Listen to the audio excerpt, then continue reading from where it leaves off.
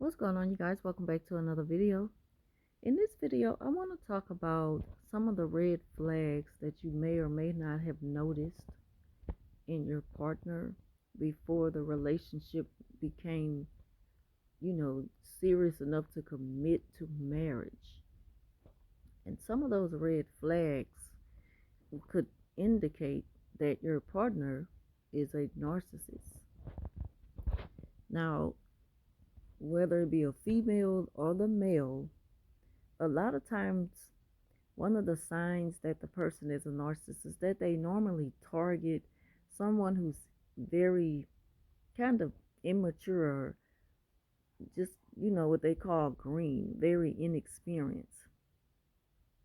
And a female narcissists are known to do this, to target young males, to kind of trap into a relationship. And narcissists, they do everything under the sun as far as love bombing you into believing that they're just the perfect person for you. And once the female narcissist, once they're able to get you into, just believing that they're such a great person, they're the one for you. They have you to where you just want to do everything for them. And see, that's where they know that they can depend on you. That's a lot of times how the female narc gets the male narcissist trapped into a relationship through the love bombing stage. First, they put on an act to pretend to be, just an amazing person, just a lovely person, someone, who you'll eventually fall in love with. And then later on down the line, that's when you start to see a lot of their true colors. And they have a lot of ugly ways. They have a very dark side. They're very devious, very envious of other people. They're very vengeful. You'll slowly start to see the mask slip from your narc partner. The more the relationship gets, you know, deeper into commitment and into, maybe even heading into marriage. But I do want to talk about, you know, that maybe you're married to a narcissist if you deal with someone who pretty much fooled you in the beginning. They had you believing that they were all in it for a 50-50 thing. They were willing to bring so much to the table. See, narcissists love to promise you things that you really haven't seen them prove in the beginning. But they talk a good game, which is how they get a lot of people to believe them. And that happens in a lot of relationships with narcissists, which normally, makes the person move fast because they're pretty much sold on these dreams that the narc sell the partner. And then the person believes it, and they continue to sell them more and more dreams and just lying the whole while and never gonna keep their word on none of that stuff that they promise. And so that's how you find yourself into a very toxic relationship with the narc partner, because that's kind of how they keep you there, is by promising you all these things that you probably never gonna get. And another red flag is how they do so much for other people. They take care, they want to take care of the world. They go out of their way with just random offerings like narcs do. The typical narc tactic is just to give, random offerings.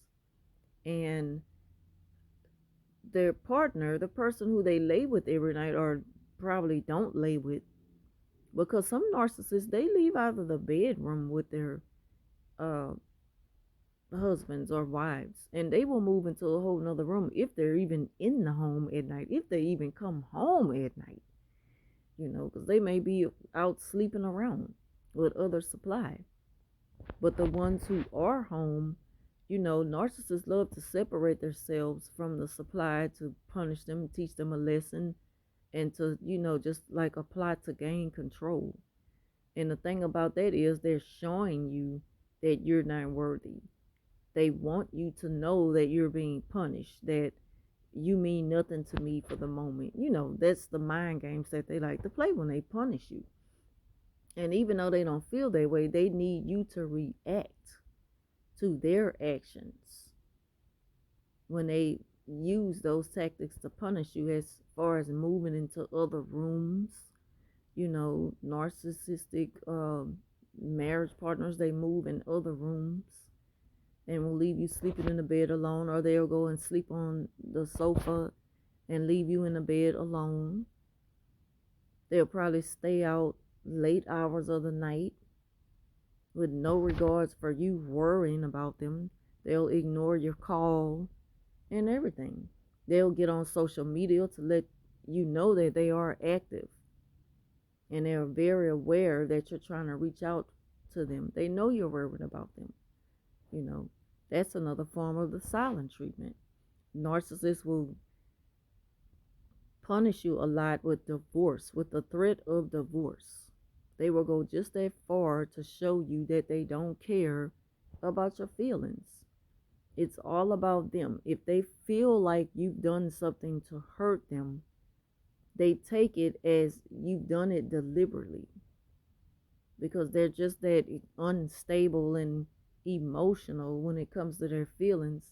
They don't know how to just kind of, just sit back a minute, calm down, and think that it's not something that you should take personal.